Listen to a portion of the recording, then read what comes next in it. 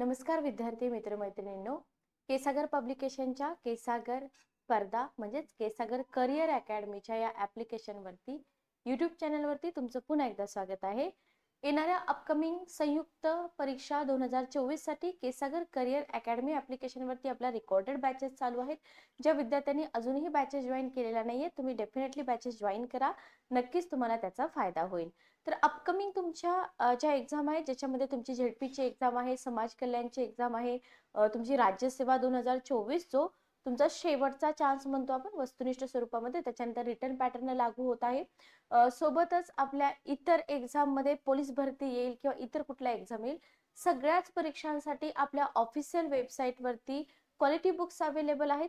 पुस्तकं कशी मागवायची, कुठून मागवायची, किती दिवसात पुस्तकं तुम्हाला मिळतात, बरेच क्वेश्चन विद्यार्थ्यांच्या मनात असतात. प्रत्येक सेशन मध्ये मी तुम्हाला सांगते की जेव्हा तुम्ही केसागर पब्लिकेशनच्या ऑफिशियल वेबसाईटला भेट द्याल तेव्हा तुम्हाला इथं अशा प्रकारचे एक होम पेज ओपन होईल. या होम पेज मध्ये तुम्ही काय करू शकता, सर्च प्रोडक्ट्स मध्ये तुम्ही प्रोडक्ट सर्च करा, पण जर त्या नावाने प्रोडक्ट सेव्ह नसेल तर तो तुम्हाला मिळणार नाही. तुम्ही काय करू शकता, तुम्ही इथं जावा. फॉर एक्झाम्पल जर तुम्ही राज्यसेवेची तयारी करत असाल आणि तुम्हाला राज्यसेवेसाठी पेपर फर्स्ट साठी जर बुक्स हवे असतील तर तुम्हाला इथं पेपर फर्स्टचा सेक्शन मिळून जातो.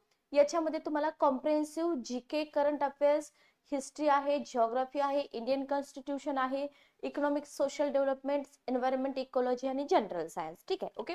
पेपर सेकंड तुम्ही सीसॅट मध्ये जेव्हा येता, comprehensive Marathi, English, basic numeracy, general mental ability. Okay, clear. त्याच्यानंतर स्टेट सर्व्हिस मेन्स मध्ये तुम्ही जेव्हा येता, एसे रायटिंग असेल, तुमचे 4 पेपर असतील, अनिवार्य इंग्लिश असेल, मराठी असेल, हे सगळे बुक्स मिळतात. आणि 25 साठी जो आयोगाने चेंज केलेला आहे ऑप्शनल सब्जेक्ट, तर इथं तुम्हाला ऑप्शनल सब्जेक्टची लिस्ट मिळत आहे. ठीक आहे, हे बघा, इंग्लिश, मराठी, हिस्ट्री, जिओग्राफी एवढे ऑप्शनल सब्जेक्टचे बुक्स आता तरी अवेलेबल आहेत. बाकी ऑप्शनल सब्जेक्टचे बुक्स हळूहळू अवेलेबल होऊन जातील. ठीक आहे, ओके. हे एक्झाम्पल मी तुम्हाला दिलं. जर तुम्ही कंबाईनच्या एक्झाम देत असाल तर तुम्ही कंबाईन सेशन मध्ये जाऊन इथं तुमची पुस्तकं बघू शकता. अदर एक्झाम मध्ये तुम्हाला ज्या करंट एक्झाम चालू आहेत ना, त्या करंट एक्झामची पुस्तकं मिळून जातील. लॉग इन रजिस्टर करा, एक 8 दिवसामध्ये पुस्तकं तुम्हाला मिळून जातात. ठीक आहे, ओके. चला, तर आजचा आपलं एडिटोरियल आहे. आपले एडिटोरियल सेशन चालू आहेत. राज्यसेवा 2025 ची तयारी आपण आतापासूनच करत आहोत. भारतातील कृषी निर्यात धोरण, लास्ट टाइम आपण दिल्ली प्रदूषणाशी रिलेटेड एक आर्टिकल घेतलं होतं. त्याच्या अगोदर आपण LGBT कम्युनिटीचं जे वर्डिक आहे सुप्रीम कोर्टाचं, त्याबद्दल एक आर्टिकल घेतलं होतं. आणि सागरी अर्थव्यवस्था. ठीक आहे, तर मेन आर्टिकल जे आहेत ते आपण इथे कव्हर करतोय. मायक्रो नोट्स काढत चला. स्मॉलेस्ट जनरल नॉलेज नावाचं पुस्तक मिळतं करंट अफेअर्सचं, केसागर पब्लिकेशनचं. नक्की वापरा, प्रिलियमला फायदा होईल. ठीक आहे, चला. सिलेबस माहित पाहिजे की नक्की हा भाग आपल्या सिलेबस मध्ये कशाशी कोरिलेट करतो. जीएस पेपर 3 सगळ्यात इम्पॉर्टंट तर हे तुम्हाला माहित पाहिजे की हा भाग तुमचा जीएस पेपर 3 मध्ये येतो. बरोबर, जीएस पेपर 3 कृषी विपणन, प्रत्यक्ष आणि अप्रत्यक्ष शेती अनुदान, बफर स्टॉक, अन्न सुरक्षा कायद्यावरती तुम्हाला प्रिलियमला पण क्वेश्चन आलेले आहेत, मेन्सला पण क्वेश्चन आलेले आहेत, कंबाईन प्रिलियमला पण क्वेश्चन आलेले आहेत. ठीक आहे, ओके. आरोग्य सरकारी धोरण असतील, हे तुमचे जीएस पेपर 3 मधलं झालं. जीएस पेपर 2 मध्ये तुम्हाला गरिबी आणि भूक यांच्याशी संबंधित समस्या, भारताच्या हित संबंधांवर देशाच्या धोरणांचा आणि राजकारणाचा प्रभाव. ठीक आहे, हा जो भाग आहे आपला सिलेबसचा, या भागाशी हे जे आर्टिकल आहे, हे जे धोरण आहे, हे रिलेट करतं. ओके, इथपर्यंत तरी आपल्याला माहित पाहिजे. इंडियन एक्सप्रेस मध्ये हे प्रकाशित झालं होतं. आम्ही अन्न महागाई कशी नियंत्रित करू आणि कोणाच्या खर्चावरती नियंत्रित करू. ठीक आहे, शुद्ध मराठीमध्ये मी तुम्हाला सांगते. तसे तर याच्यातले आर्टिकल इंग्लिश मध्ये असतात. ओके, संपादकीयावरती आधारित आहे. आता कृषी धोरण जे आहे ना, तर त्या कृषी धोरणामध्ये नक्की ड्रॉबॅक्स काय आहेत किंवा कृषी धोरणामध्ये त्रुटी काय आहेत आणि एक फ्लेक्झिबल स्पर्धात्मक कृषी धोरण स्थापित करायचं आहे तर त्याच्यासाठी काय सूचना दिल्या पाहिजेत हे आपल्याला इथं डिस्कस करायचं आहे. Okay, clear. तर लक्षात ठेवा, जीएस पेपर 3 आणि जीएस पेपर 2 मध्ये तुम्हाला आन्सर रायटिंग साठी हे जे आर्टिकल आहे तर हे आर्टिकल उपयोगी पडणार आहे. चल बघा, प्रिलियम साठी तुम्हाला इथं पुन्हा दिलेला आहे. प्रिलियम साठी आपल्याला बघा अन्न सुरक्षा याच्या आधी पण आपण कव्हर केलेला आहे. सेंद्रिय शेती करंट अफेअर्स मधून आपण कव्हर केलेला आहे. ई नाम असेल, अपेडा असेल, कृषी निर्यात धोरण आहे, किमान निर्यात MEP आहे, ह्याच्यावरती प्रिलिमला क्वेश्चन येतात. ऑपरेशन ग्रीन्स काय आहे आपल्याला बघायचं आहे, संपदा काय आहे, तर हे सगळं तुम्हाला प्री एक्झाम मध्ये विचारू शकतात. ठीक आहे, ओके. मुख्य गोष्टींसाठी बघा, मुख्य गोष्टींसाठी कृषी निर्यात धोरण, भारतातील कृषी निर्यात धोरणाची गरज स्पष्ट करा, भारतातील कृषी निर्यात धोरणातील आव्हानं स्पष्ट करा, भारतातील स्थिर कृषी धोरणासाठी काय पावले टाकली पाहिजेत चर्चा करा. ठीक आहे, ओके, समजतंय. तर एवढे छान आर्टिकल असतात आणि आर्टिकल मधून असं नाही की फक्त मेन्सचाच भाग कव्हर होतो, प्रीचा पण भाग कव्हर होत असतो. अन्नधान्य चलनवाढीवर नियंत्रण ठेवण्याच्या प्रयत्नात सरकारने अलीकडेच बासमती तांदळासाठी बघा, तुम्हाला ना मला वाटते 2017 नाही 18-19च्या आसपास तुम्हाला किमान आधारभूत किमतीवरती कंबाईन पूर्व परीक्षेला प्रश्न आला होता. तर किमान निर्यात किंमत इथं तुम्हाला दिलेली आहे, निश्चित केली, बरोबर. बघा, तर ही चलनवाढ जी आहे ना, याच्यावरती नियंत्रण ठेवण्याचे प्रयत्न सरकारने केले आणि सरकारने काय केले, जो बासमती तांदूळ आहे तर त्या बासमती तांदळाची निर्यात किंमत जी आहे, किमान निर्यात किंमत किती आहे तर तुम्हाला डॉलरमध्ये दिलेली आहे आणि ही फिक्स केली आहे, लक्षात घ्या. ठीक आहे, ओके. मग याचा परिणाम काय होतो बघा, जेव्हा अशा किमती फिक्स केल्या जातात, समजून घ्या की हा पॉइंट इथं का दिलेला आहे. मग याचा परिणाम असा झाला की पंजाब हरियाणा प्रदेशामध्ये जे व्यापारी आहेत ते व्यापारी आता बासमती तांदूळ खरेदी करण्यास संकोच करत आहेत. लक्षात घ्या, बासमती तांदूळ खरेदी करायला संकोच करत आहेत. परिणामी निर्यातीवरती निर्बंध नसतानाच्या तुलनेत शेतकऱ्यांना कमी भाव मिळाला. बरोबर, सिंपल आहे. जेव्हा निर्यातीवरती निर्बंध नव्हते त्याच्याशी जर तुम्ही कंपेअर केला तर आता काय होतंय, आता शेतकऱ्यांना कमी भाव मिळालाय, कारण का सरकारनं किमान निर्यात किंमत फिक्स केली. लक्षात आलं, बरोबर. आय होप तुम्हाला इथपर्यंत क्लिअर झाला असेल. हा उच्च MEP जो आहे, किमान निर्यात किंमत, बासमती तांदूळ निर्यात क्षेत्रातील त्याचा प्राथमिक प्रतिस्पर्धी असलेल्या पाकिस्तानला भारताची निर्यात बाजारपेठ सुपूर्द करू शकतो. हा मुद्दा तुम्हाला लिहिता आला पाहिजे आणि त्याच्यामुळे काय होईल, भारताचं कृषी निर्यात धोरण निर्बंधित होण्यापासून स्थिर आणि स्पर्धात्मक होण्यासाठी बदललं पाहिजे. बघा, लक्षात आलं, स्थिर पाहिजे, फ्लेक्झिबल पाहिजे, स्थिर पाहिजे, स्पर्धात्मक पाहिजे, बरोबर. लक्षात आलं, क्लिअर. तर हे एक एक्झाम्पल आपण इथं घेतलं. त्याच्यानंतर बघा, आता हे कृषी निर्यात धोरण नक्की आहे काय ते आपण समजून घेऊया. कृषी निर्यात धोरण, ज्याला बऱ्याचदा कृषी निर्यात धोरण म्हणूनच संबोधलं जातं, हे एखाद्या विशिष्ट देशातून बघा, एखाद्या विशिष्ट देशातून जे कृषी उत्पादनं आहेत ना, तर त्या कृषी उत्पादनाच्या निर्यातीला चालना देतं. कशाला चालना देतं,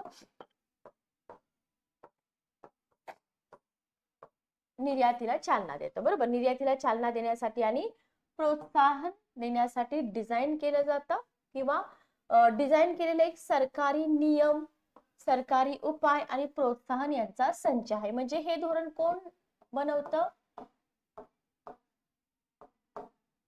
सरकार बनवतं. ठीक आहे, ओके. हे धोरण कोण बनवतं, सरकार बनवतं.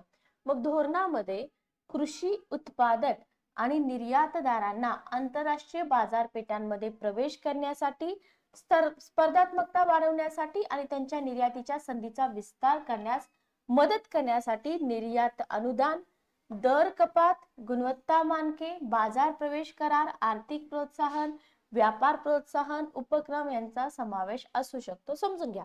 ठीक आहे, बघा, हे जे धोरण आहे ना, हे धोरण, तर या धोरणामध्ये कशाचा समावेश आहे, या धोरणामध्ये कृषी उत्पादक आणि जे निर्यातदार आहेत, लक्षात घ्या, या धोरणामध्ये कशाचा समावेश आहे, आपल्या देशामध्ये जे कृषी उत्पादक आहेत, ठीक आहे, कृषी उत्पादक आहेत किंवा जे निर्यातदार आहेत, यांना काय करायचंय, यांना आंतरराष्ट्रीय बाजारपेठेमध्ये एंट्री करायची. लक्षात घ्या, यांना आंतरराष्ट्रीय बाजारपेठेमध्ये एंट्री करायची आहे, तर त्यांच्यासाठी इथे काही त्यांनी गोष्टींचा समावेश केलेला आहे. फॉर एक्झाम्पल, स्पर्धात्मकता वाढवण्यासाठी संधी दिलेल्या आहेत, त्याच्यासाठी निर्यात अनुदान आहे, दर कपात आहे, हे तुम्हाला ऑप्शन असतात बघा. व्यापार प्रोत्साहन आहे, आर्थिक प्रोत्साहन, बाजार प्रवेश करार आहे, गुणवत्ता मानके आहे, दर कपात आहे, अनुदान आहेत. असे क्वेश्चन युपीएससी प्रिलियमला पडतात आणि पुढे जाऊन आपल्या एक्झाम मध्ये एवढे डिफिकल्ट क्वेश्चन नाहीत पडणार, पण आन्सर रायटिंग साठी तुम्हाला हे सगळं करावं लागेल. ठीक आहे, ओके. चला पुढे जाऊया. विजन काय आहे बघा. विजन आहे सरकारने डिसेंबर 2018 मध्ये एक सर्वसमावेशक, आपण हे थोडस क्लीन करू.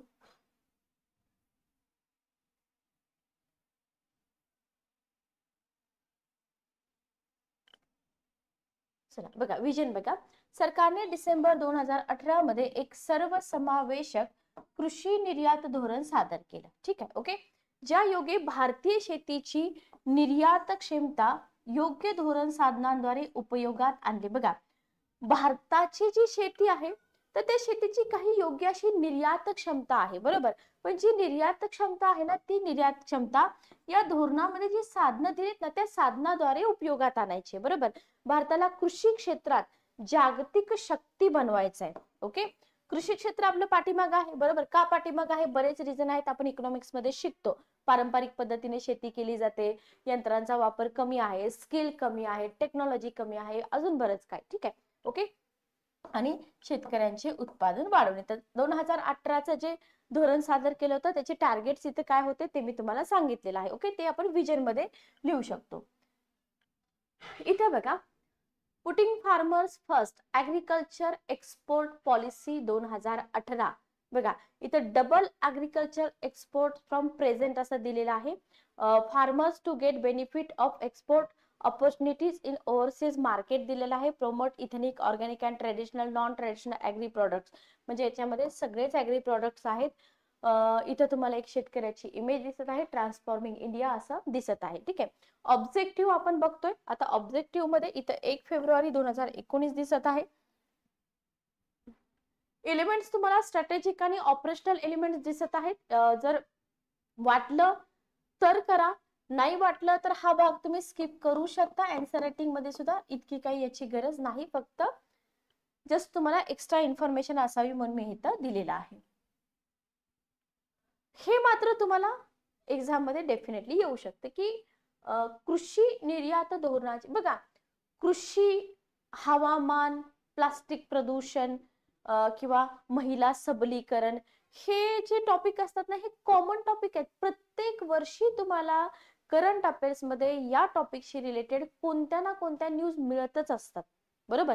त्याच्यामुळे एव्हरग्रीन म्हणू शकता आपण की या टॉपिक वरती जर मेन्सला क्वेश्चन आला तर आपण आश्चर्य वाटायला नको की बाबा हा क्वेश्चन कसा आला. कॉमन प्रश्न आहेत, सतत चालू असतात. प्रदूषणाचा प्रश्न चालू असतो, कृषी चालू असते किंवा महिलांचे प्रश्न चालू असतात. ओके, तर याची अशा क्वेश्चनची तयारी तुमची ऑलरेडी असली पाहिजे. कृषी निर्यात धोरणाची गरज का आहे? बघा, जेव्हा तुम्हाला हे तुम्ही लिहिता तेव्हा मी पाठीमागं पण सांगितलं होतं, बुलेट पॉइंट्स तुम्ही एखादी अशा प्रकारचे डायग्राम वगैरे काढून तुम्ही बुलेट पॉइंट्स मांडू शकता. इथं तुम्ही लिहा कृषी धोरणाची गरज काय आहे, इथं लिहा आर्थिक प्रवाह, इथं लिहा अन्न सुरक्षा, त्याच्यानंतर अन्नधान्य महागाई नियंत्रित करणे. अशा प्रकारे तुम्ही पहिल्यांदा डायग्रामॅटिक रिप्रेझेंटेशन करा आणि नंतर तुम्ही एक एक पॉइंट एक्सप्लेन करा, एक 2-2 ओळीमध्ये. ठीक आहे, ओके. म्हणजे किती शब्दामध्ये तुम्हाला प्रश्न विचारलाय त्याच्यावरती डिपेंड करतं. ठीक आहे, चला बघा. तर कृषी निर्यात धोरणाची गरज काय आहे? पहिला मुद्दा येतो आर्थिक प्रवाह, दुसरा मुद्दा येतो अन्न सुरक्षा, तिसरा मुद्दा येतो अन्नधान्य महागाई नियंत्रित करण्यासाठी या धोरणाची गरज आहे. चौथा मुद्दा येतो रोजगार निर्मितीसाठी गरज आहे. पाचवा आहे बॅलन्स ऑफ पेमेंट, सहावा आहे पीक विविधता, सातवा आहे व्यापार संबंध, आठवा आहे स्ट्रक्चरल आव्हाने. किती झाले? 8 मुद्दे झाले. बघूया अजून आहेत का? ओके, ठीक आहे, 8च मुद्दे आहेत. 8 मुद्दे आपण डिस्कस करूया. ठीक आहे, ओके. बघा, कृषी निर्यात धोरणाची गरज काय आहे? अलीकडच्या वर्षामध्ये भारताची एकूण निर्यात जी आहे, आयात निर्यात आपण बघतो की नाही, तर भारताच्या एकूण निर्यातीमध्ये जर तुम्ही बघितलं तर कृषी निर्यात क्षेत्राचा जो वाटा आहे कसा आहे, मोठा आहे. असे सेंटेन्स प्रिलियम मध्ये पण येऊ शकतात. पहिलं सेंटेन्स असतं की भारताच्या एकूण निर्यातीमध्ये कृषी निर्यातीचा वाटा मोठा आहे. सेकंड सेंटेन्स असेल भारताच्या एकूण निर्यातीमध्ये कृषी निर्यात क्षेत्राचा वाटा वाढत आहे, कमी होत आहे, स्टेबल आहे. तर हे करंट मधून तुम्हाला सगळा डाटा माहित असला पाहिजे. लक्षात आलं? तर कसा आहे, मोठा आहे. एक्झाम्पल बघा, 2022-23 इकॉनॉमिक सर्वे तुम्हाला अभ्यासावा लागतो. 22-23 हे जे आर्थिक वर्ष आहे, या आर्थिक वर्षामध्ये भारतातील कृषी आणि प्रक्रिया केलेल्या अन्न उत्पादनांची निर्यात अंदाजे 23 अब्ज डॉलर्स मध्ये दिलेला आहे, इतकी झालेली आहे. लक्षात घ्या. याच्यावरून आपण काय, आणि अलीकडचंच आहे, 22-23 चा डाटा दिलाय, फ्रेश डाटा आहे.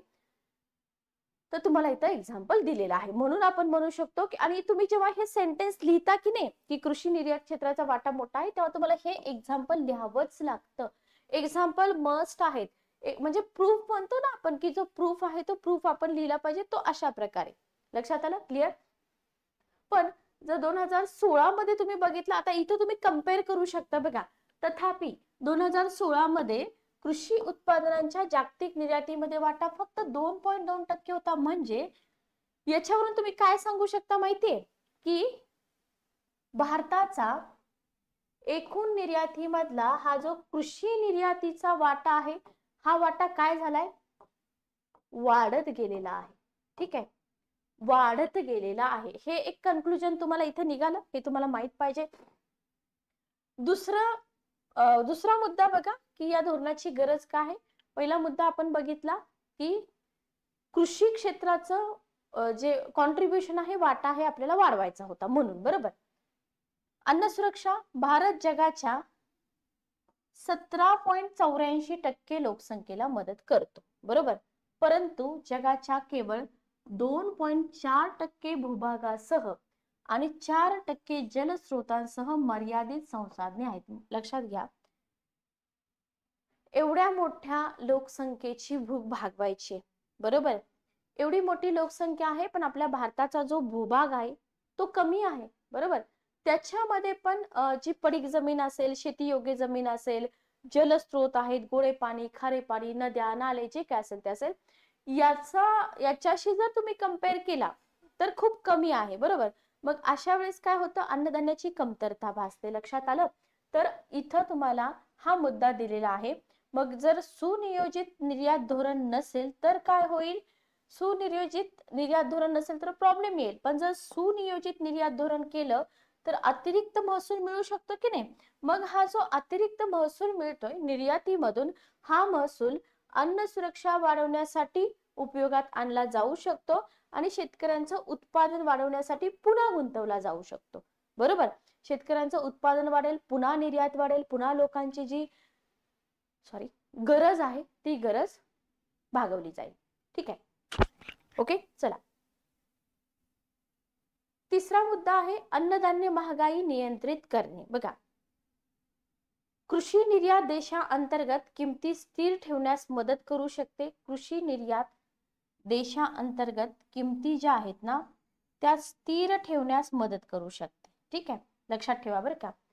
विशेषतः बंपर कापणीच्या वर्षामध्ये ही किंमत स्थिरता ग्राहक आणि उत्पादक या दोघांनाही लाभदायक ठरू शकते. बरोबर. ही जी स्थिर किंमत आहे ना, महागाई नियंत्रित करते, पण ग्राहक आणि उत्पादक आहे त्यांना पण याचा फायदा होते. ऑब्विसली होणारच ना, जेव्हा महागाई कमी होते तेव्हा. रोजगार निर्मिती बघा, NSSO 2021-22 इथं बघा श्रमबळ सर्वेक्षण आहे.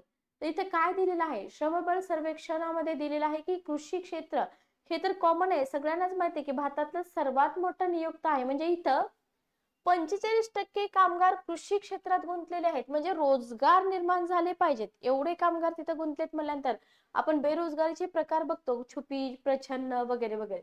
ठीक आहे. मग इथं जर तुम्ही कृषी निर्यातीला प्रोत्साहन दिलं तर रोजगाराच्या संधी निर्माण होऊ शकतात. विशेषतः ग्रामीण भागामध्ये होतील, जिथं उपजीविका शेतीशी खूप जवळून जोडलेली आहे.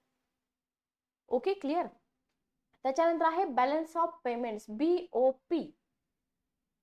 भारताच्या परकीय चलनाच्या साठ्यामध्ये कृषी निर्यातीचं योगदान आहे. लक्षात ठेवा.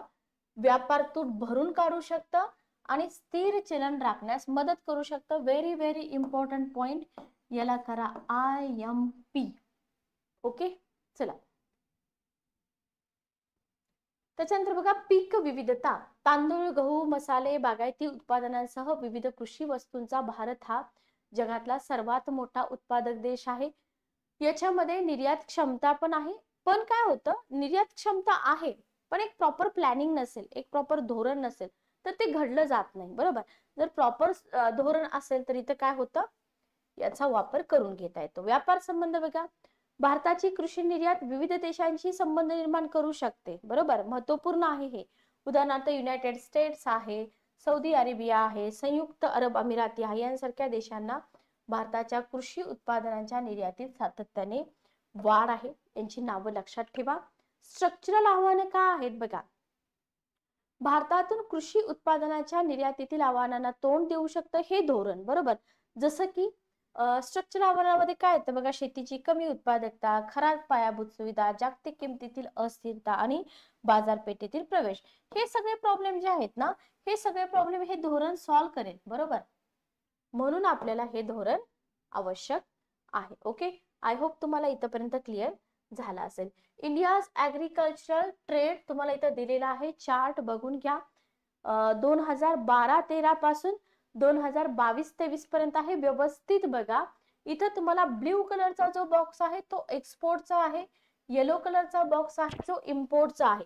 2012-13 पासून जर तुम्ही बघितलं, ठीक आहे, 2012-13 मध्ये जर तुम्ही बघितलं तर एक्सपोर्ट 41.73, इम्पोर्ट 18.98. ऍग्रिकल्चरल आहे बरं का, ऍग्रिकल्चरल ट्रेड आहे. ठीक आहे. ओके, आता इथून तुम्हाला काय नोटीस करायचं असतं, कम्पेअर करायचं असतं. 12-13 मध्ये 41 होता, 13-14 मध्ये 43 होता. फक्त एक्सपोर्ट आपण बघूया.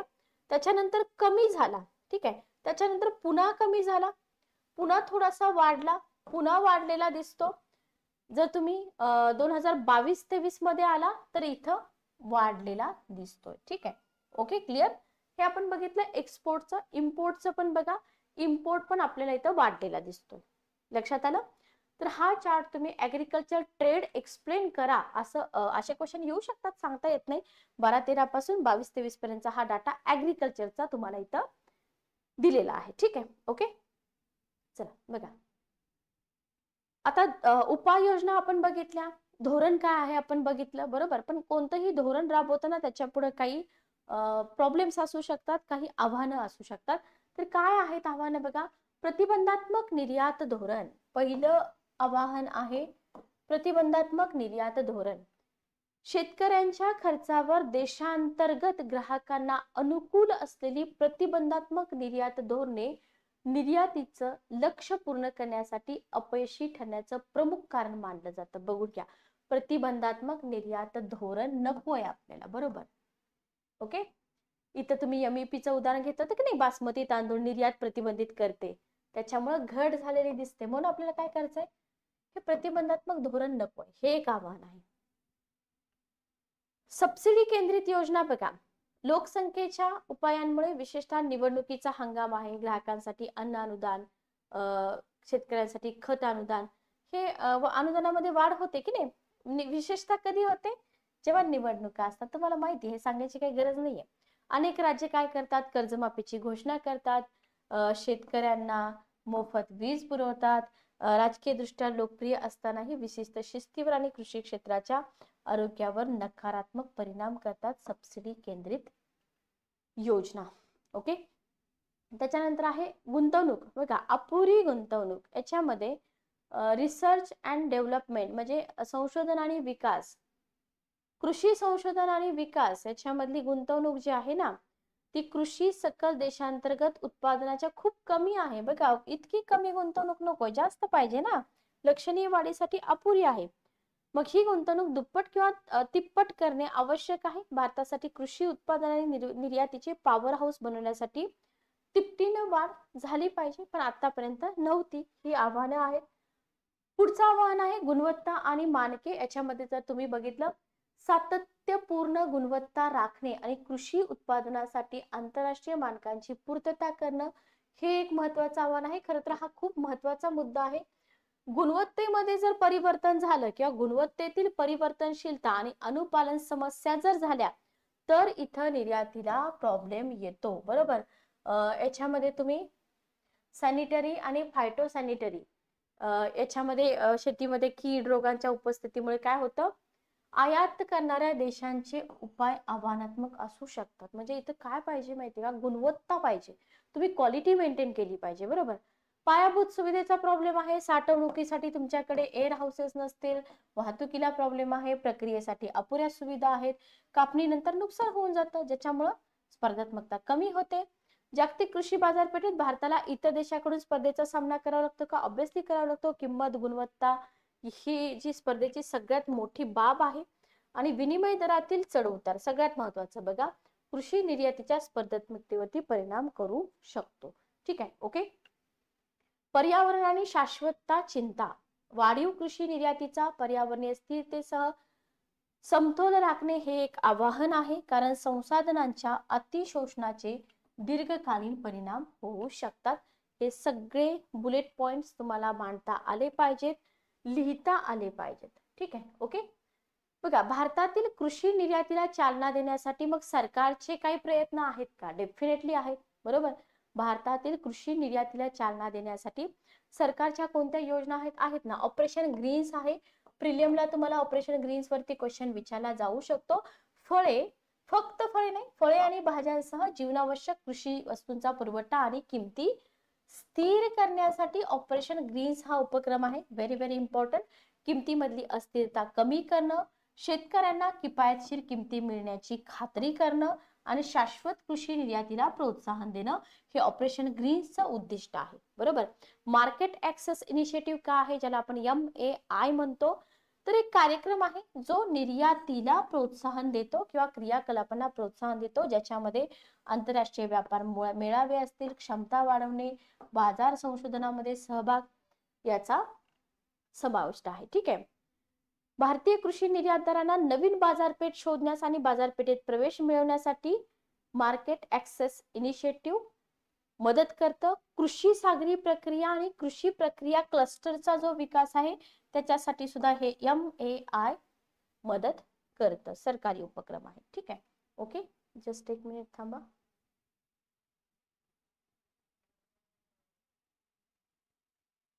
ओके, चला नेक्स्ट बघा, संपदा. कृषी प्रक्रिया क्लस्टर जे आहेत ना, या क्लस्टरसाठी पायाभूत सुविधांचे आधुनिकीकरण करणे हे आहे संपदाचं उद्दिष्ट. लक्षात ठेवा. ठीक आहे. कापणीनंतरचं नुकसान कमी करणं, कृषी उत्पादनांचं सेल्फ लाईफ सेल्फ करायचं वाढवतं आणि निर्यात स्पर्धात्मकता वाढवली जाते. ठीक आहे. भारतीय कृषी उत्पादने राष्ट्रीय फलोत्पादन अभियान फलोत्पादन पद्धतींना चालना देण्यावर लक्ष केंद्रित करतं, ज्याच्यामध्ये सगळ्यात महत्वाचं आहे सेंद्रिय शेती, अचूक शेती, पाणी वापर कार्यक्षमतेचा समावेश. ठीक आहे.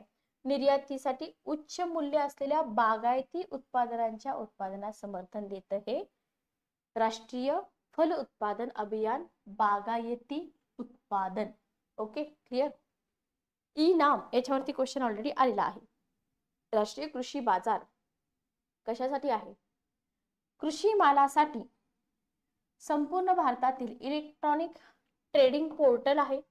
हे शेतकऱ्यांना त्यांचे उत्पादन थेट खरेदीदारांना विकण्यास, मध्यस्थांना कमी करण्यास, वाजवी किमती सुनिश्चित करण्यास आणि टिकाऊपणा वाढवण्यास सक्षम करतं. ठीक आहे. अपेडा, कृषी आणि प्रक्रिया केलेली अन्न उत्पादने निर्यात विकास प्राधिकरण. लॉंग फॉर्म पण लक्षात ठेवा. हे कशासाठी आहे? निर्यातीला प्रोत्साहन देण्यासाठीच आहे. बरोबर. निर्यातदारांसाठी टिकाऊपणा, गुणवत्ता, प्रमाणन आवश्यकतेसाठी मार्गदर्शक तत्व प्रदान करतं हे अपेडा. बरोबर. कृषी निर्यात क्षेत्र AEZ, जसं आपण SEZ अभ्यासतो की नाही तसं AEZ. तर हे कशासाठी आहे? कृषी वस्तूंच्या, ऑब्विसली आपण निर्यात धोरण बघतो तर निर्यातीला प्रोत्साहन देण्यासाठीच असणार आहे. बरोबर. देशाच्या विविध भागांमध्ये याची स्थापना केलेली आहे. हे जे झोन आहेत ना, हे काय करतात? हे पायाभूत सुविधांचा विकास करतात आणि तंत्रज्ञानाचा अवलंब करून शाश्वत कृषी निर्यातीसाठी पोषक वातावरण प्रदान करतात. म्हणून यांची स्थापना केली जाते. लक्षात आलं? क्लिअर. त्याच्यानंतर बघा, भारतातील स्थिर कृषी निर्यात धोरणासाठी आता आपण आव्हानं तर बघितली. बरोबर. आता पावलं काय उचलली पाहिजेत? पावलं उचलली पाहिजेत शेतकरी कल्याण. बरोबर, पहिल्यांदा तुम्ही शेतकऱ्यांच्या कल्याणाला प्राधान्य द्या. त्यांच्या उत्पादनाला योग्य भाव मिळेल याची खात्री करा. कृषी निर्यातीच्या यशाचा थेट फायदा कुणाला झाला पाहिजे? शेतकऱ्याला झाला पाहिजे, ना की ठीक आहे घरगुती ग्राहकांसाठी आधार. बघा, अन्न सुरक्षा निश्चित करण्यासाठी घरगुती ग्राहकांसाठी धोरण समर्थन आवश्यक आहे. विशेषतः समाजातील असुरक्षित घटकांसाठी लक्षित देशांतर्गत उत्पन्न धोरणाद्वारे असलं पाहिजे. उत्पादकता वाढ धोरण असं पाहिजे की कृषी उत्पादकता वाढवली पाहिजे, संशोधन आणि विकास झाला पाहिजे, बियाणे, सिंचन, खते, चांगल्या शेती पद्धतीमध्ये गुंतवणूक झाली पाहिजे. एक्सपोर्ट बास्केटमध्ये विविधता आणली पाहिजे. मूल्यवर्धित उत्पादनांवर भर द्या. एक्सपोर्ट करताय, मूल्यवर्धित उत्पादनांवर भर द्या. काही निवडक वस्तूंवर अवलंबून राहणे कमी करा आणि आंतरराष्ट्रीय बाजारपेठांच्या विस्तृत श्रेणीला लक्ष्य करा. ठीक आहे, ओके. गुणवत्तेची हमी द्या. सगळ्यात महत्वाचं, निर्यात केलेली कृषी उत्पादने आंतरराष्ट्रीय मानदंडांची पूर्तता करतात. बरोबर, याची खात्री करण्यासाठी कठोर गुणवत्ता मानके आणि प्रमाण नियंत्रणा लागू करा. कृषी उत्पादनाच्या गुणवत्तेत विशेषतः बागायती बघा वस्तूंसाठी एक समान गुणवत्ता आणि मानकीकरण प्रोटोकॉल स्थापित करण्याची आवश्यकता आहे. हे पाऊल उचललं पाहिजे तर फायदा होणार आहे. नेक्स्ट बघा, पायाभूत सुविधांचा अभाव आहे, त्याचा विकास केला पाहिजे. आपण आव्हानं बघितली होती, उपाय बघतोय. कोल्ड स्टोरेज आहे, प्रक्रिया सुविधा आहेत, वाहतूक आणि लॉजिस्टिक याच्यासह आधुनिक पायाभूत सुविधांमध्ये गुंतवणूक केली पाहिजे, ज्याच्यामुळे काढणीनंतरचं जे नुकसान आहे ना, कापणी नंतरचे जे काय असेल कमी होईल, परिणामी निर्यात पण वाढेल. कृषी पायाभूत सुविधा आणि प्रक्रिया याच्यामध्ये गुंतवणुकीला प्रोत्साहन देण्यासाठी काय केलं पाहिजे? आर्थिक प्रोत्साहन दिलं पाहिजे, सबसिडी दिली पाहिजे, क्रेडिट सुविधा दिली पाहिजे. टेक्नॉलॉजीचा अवलंब, हे सगळ्यांना माहिती आहे. बरोबर, आपल्याकडे पारंपरिक पद्धतीने शेती केली जाते, ते नकोय. टेक्नॉलॉजीचा वापर इथं केला पाहिजे. कृषी स्टार्टअप आणि नाविन्यपूर्ण उपायाला प्रोत्साहन दिलं पाहिजे. आणि पर्यावरणीय दृष्ट्या शाश्वत पद्धती, इथं पर्यावरणीय स्थिरता सुनिश्चित करण्यासाठी सेंद्रिय शेती, शाश्वत शेती पद्धतींना प्रोत्साहन दिलं पाहिजे. तर हे एवढं साधं सोपं असं कृषी निर्यात धोरण होतं. शेवटचा मुद्दा राहिलाय आंतरराष्ट्रीय सर्वोत्तम पद्धती. इथं यशस्वी कृषी निर्यात धोरण तुम्हाला बनवायचं आहे, तर इथं देशातील सर्वोत्तम पद्धती तुम्ही शिका. ठीक आहे, ओके. म्हणजे इंटरनॅशनल मार्केटमध्ये चांगला प्रवेश मिळवण्यासाठी अडथळे कमी होतील. ठीक आहे, आय होप तुम्हाला हे कृषी निर्यात धोरण समजलं असेल. फक्त आन्सर रायटिंग साठी स्टेप बाय स्टेप जे काही पॉइंट्स मी डिस्कस केलेले आहेत ते रिपीट बघा. चॅनलवरती नवीन असाल तर चॅनलला लाईक, शेअर आणि सबस्क्राईब करायला विसरू नका. भेटूया नेक्स्ट लेक्चरमध्ये. Good day, take care.